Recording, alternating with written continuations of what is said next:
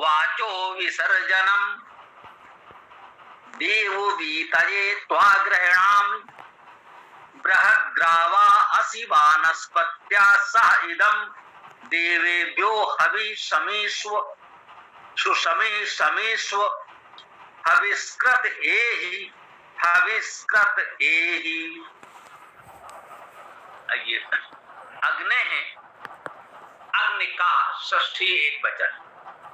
अग्नि हम लोग जानते हैं, अग्नि धातु से अग्नि शब्द बनता है, अग्नि धातु से अग्रणी बनता है, गत्यर्थक धातु है। उस अग्रणी सामान्यता वेद में अग्नि परमेश्वर का गुणवाची नाम है।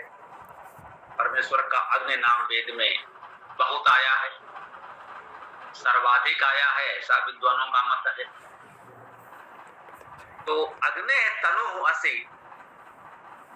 अग्नि के तनु हो। अब ये तनु क्या है? तन धातु का अर्थ है विस्तार करना। वो तनु का अर्थ विस्तार कह सकते हैं। अग्नि तनु असि, अग्नि के विस्तार हो। असि अर्थात हो, अस धातु सीधा सरल है, हम सब जानते हैं। अग्नि तनु असि, अग्नि के विस्तार हो, उस परमेश्वर के विस्तार हो। ये कितने स्पष्ट शब्दों में कहा जा रहा है, अग्नि तनु असि, तुम उस अग्नि परमेश्वर के विस्तार हो। असि मध्यम पुरुष एक वचन लट लकार वर्तमान काल क्रिया है, इसका अर्थ हुआ तुम हो। तुम अग्नि के विस्तार हो। जब सृष्टि नहीं होती, इसे परिकल्पना भी मान सकते हैं। वह अवस्था जब कोई सृष्टि नहीं थी, केवल और केवल वह परमेश्वर ही था, एक ही था। लोगों ने उसे अपने शब्दों में व्यक्त करने का प्रयास किया है कि जैसे उसके मन में एक भाव उमड़ा आए को हम बहुत श्याम, मैं एक ही हूं, अकेला हूं, बहुत हो जाऊं, तो वह बहुत रूपों में व्यक्त हो गया, विविध रूप में सृष्टि का सृजन हो गया। इसे आप अलंकारिक या काव्यात्मक वर्णन कह सकते हैं। मूल सत्ता, मूल तत्व वह दिव्य चेतन परमेश्वर ही है और उसका विस्तार ये संपूर्ण सृष्टि है। सीधे सीधे अग्नि तनु वसी, अग्नि के विस्तार हो तुम, ये कहा जा रहा है।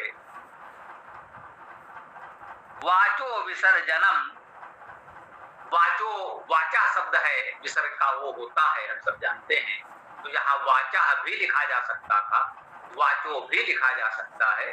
सरल पाठ में इतनी सुविधा है। वाचा, वाच अर्थात वाणी, बच बोलना, वाच वाणी। इसका बहुवचन भी वाचा होगा, प्रथमा में भी। प्रथमा विभक्ति कर्ता कारक में बहुवचन भी वाचा हो सकता है वाणी का, अर्थात वाणियां इसका हो सकता है। और षष्ठी एक वचन में भी वाचा अर्थात वाणी का, ऐसा अर्थ भी हो सकता है। व्याकरण से दोनों ही ठीक हैं। पूरे मंत्र को देखते हुए हम दोनों में से कोई भी अर्थ स्वीकार कर सकते हैं। तो वाचो विसर्जनम, वाणी का विसर्जन, ऐसा अर्थ कह सकते हैं। क्योंकि वाणियां विसर्जन तो नहीं बनेगा, इसलिए यहाँ षष्ठी एक वचन मानना उपयुक्त तो प्रतीत होता है। वाचो विसर्जनम, वाणी का विसर्जन। असि हो, अस क्रिया एक बार आई है, वो सबके साथ हम ग्रहण करेंगे। सबको मिलाकर एक वाक्य भी बना सकते हैं। अग्नि तनु वाचो विसर्जनम असि, इस प्रकार से अन्वय कर सकते हैं कि तुम अग्नि के विस्तार और वाणी का विसर्जन हो। तो ये विसर्जन क्या है? सृज धातु है, श्री धातु, सृज धातु सृजन करना, उत्पन्न करना।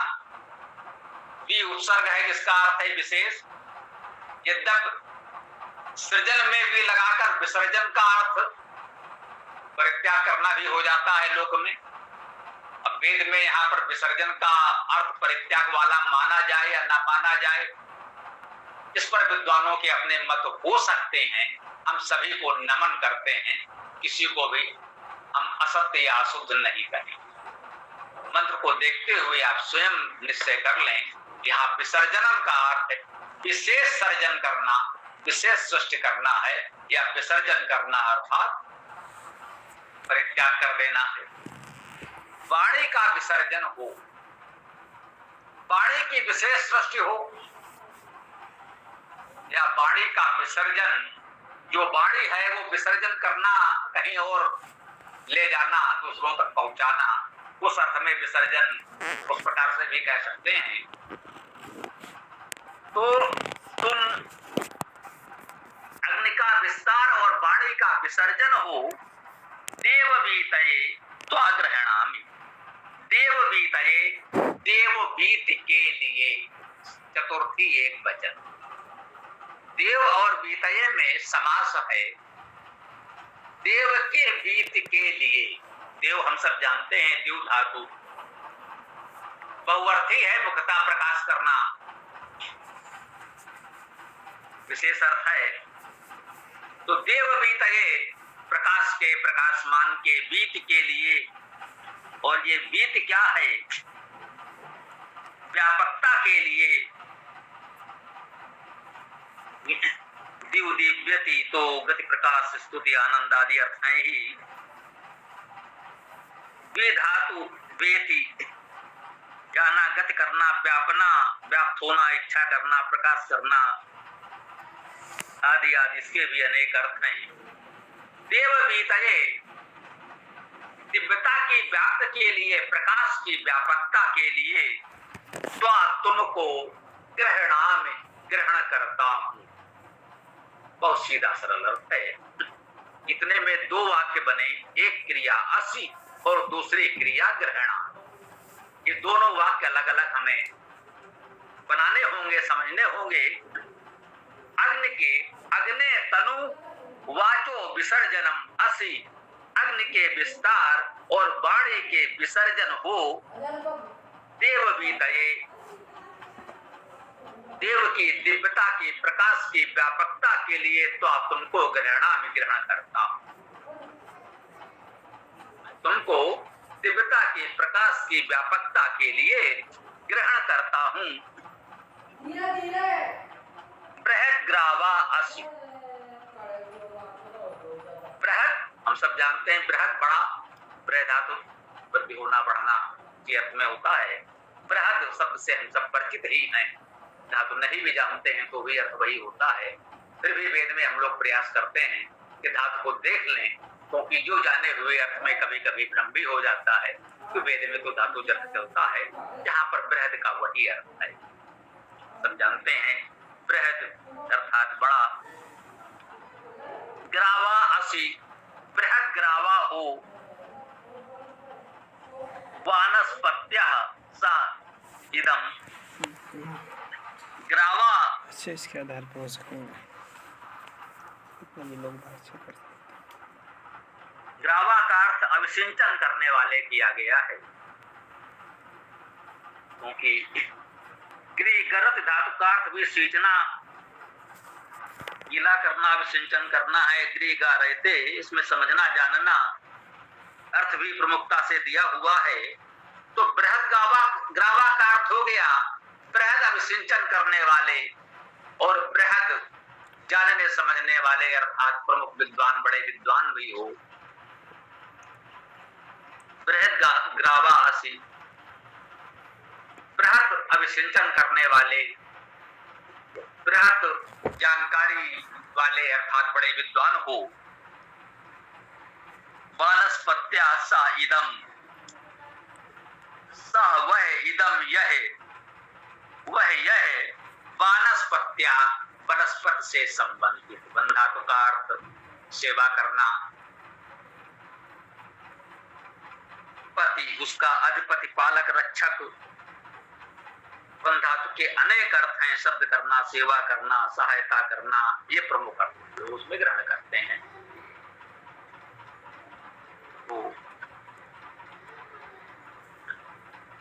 तो वनस्पति का अर्थ हुआ शब्दों के अधिपति, वाणी के अधिपति, अर्थात विद्वान, जहां भी अर्थ कर सकते हैं। सेवा करना भी अर्थ इसका अर्थ है, तो सेवा भावी भी इसका भाव ले सकते हैं। सा इदम, यह वह वानस्पत्य है, अर्थात वाणी और सेवा के अधिपति से संबंधित है। देवेभ्यो हवि, देवेभ्यो देवों के लिए, हवि यह हवि, यह देवों के लिए हवि है। देव शब्द पर हम लोग चर्चा कर ही चुके हैं। देवों के लिए, प्रकाशमानों के लिए हवि है।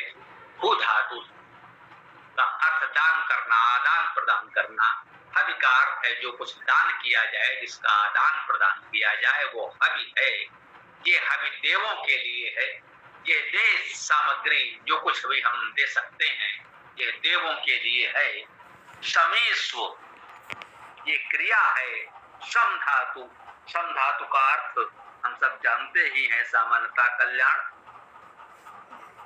संत होना, कल्याण होना, ये सम धातु का सामान्य अर्थ है।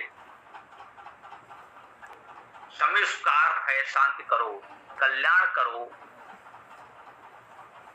देखिए, सम साम्यति धातु समन करना, सहन करना भी अर्थ है। सम समयति, सामयति, सामयते, समन करना, शांत करना, प्रसिद्ध करना, स्पष्टता से दिखाना। सम साम्यति, समयति, सामयते, सांत्वना करना, समन करना, शांत होना, स्वस्थ होना आदि। सम धातु के भी बहुत से अर्थ हैं और बहुत प्रचलित शब्द है, वेद में बहुत आता है। सामान्यता लोग कह सकते हैं सम का अर्थ कल्याणकारी, शांतिकारी। तो ये सभी अच्छे अर्थ इसमें समाहित हैं। तो सबको मिलाकर एक सहज भाव में हम लोग कह देते हैं शांति और कल्याण इसके प्रमुख अर्थ हैं। सम धातु से शांति शब्द भी बनता है। ये शांति शब्द इसी सम धातु से ही बनेगा। तो समेश का अर्थ हुआ शांत करो, कल्याण करो। सुसम समेश, सुसम ये संबोधन प्रतीक होता है। सुसम, सु का ये उपसर्ग है। सु का अर्थ अच्छा, उत्तम, सुष्ट हम जानते हैं। सुसम, हे सुसम, हे उत्तम कल्याण करने वाले, समेश कल्याण करो, शांत करो। हविष्कृत हे, हविष्कृत हे हविष्कृत, ये भी संबोधन प्रतीत हो रहा है हमें। हविष्कृत, हे हवि करने वाले। हविष्कृत का अर्थ हुआ हे हवि करने वाले। ए ही आइए, ए ही में आओ उपसर्ग ये धातु ग्रहण कर सकते हैं। ये धातु भी मानी जाती है, करने के अर्थ में ही है। तो दो बार कहा गया है हविष्कृत हे हविष्कृत, हे हवि करने वाले आइए, हे हवि करने वाले आइए। हवि का अर्थ हम लोग अभी जान चुके हैं, चर्चा कर चुके हैं। भू धातु से हवि शब्द, जो कुछ दिया जाना है उसको हम हवि कहते हैं। हे हविष्कृत, हे हवि करने वाले अर्थ देह को उत्पन्न करने वाले, देह को निकालने वाले। हमने जो कुछ भी हमसे बन पड़ा, ये हवि हमने कर दिया कि भाई ये हवि हमने प्रस्तुत कर दिया। हवि को प्रस्तुत करने वाले अपने पास जो कुछ है उसमें से कुछ हमने दे दिया कि भाई ये हम समाज के लिए समर्पित कर रहे हैं, ये हवि है। तो कहते हैं ऐसे हवि करने वाले आप आइए। हविष्कृत हे हवि करने वाले, ऐसे हवि को सृजन करने वाले आइए, आपका स्वागत अभिनंदन है। नहीं लिखा है, मान लीजिए उसको हम आह्वान कर रहे हैं, हे हविष्कृत आइए। ये इस मंत्र की चर्चा, इसमें अग्नि परमेश्वर का गुणवाची नाम को भी हम अग्नि कह सकते हैं और उन्हीं के लिए भी कहा जा रहा है। परमेश्वर को भी हमने कहा देव बीतये त्वाग्रहणामि, दिव्यता की व्याप्त के लिए, प्रकाश की व्याप्त के लिए तुमको ग्रहण कर सकते हैं, तुमको ग्रहण करता हूँ। उस परमेश्वर को हम अपने भीतर ग्रहण करते हैं, उसे अपने भीतर प्रकाशित करते हैं, जिससे हमारे जीवन में दिव्यता आ जाए। और ऐसे अग्रणी विद्वान वेदर्शियों को हम ग्रहण करते हैं, अपनाते हैं। जिससे समाज में भी इस वेद विद्या का प्रकाश फैले। इस प्रकार से आध्यात्मिक और लौकिक दोनों प्रकार के अर्थों से हम लोग वेद मंत्र की चर्चा करते हैं। जो भी अब परमेश्वर तो हविष्कृत है ही, वह तो हवि के रूप में, देह के रूप में इस सृष्टि में इतने सुख सुविधाएं हमारे लिए उसने उत्पन्न कर दी हैं, तो वो तो हवि के रूप में इतनी बड़ी सृष्टि हमको प्रस्तुत कर रहा है। तो वे कह रहे हैं कि हम लोग भी जो थोड़ा बहुत हवि दे सकें, हवि कर सकें, तो जो समाज में ऐसा करने वाले हैं उनको भी हविष्कृत कहकर हम सम्मानित करते हैं, आह्वान करते हैं। हे हविष्कृत आइए, हे हविष्कृत आइए। यहाँ इस मंत्र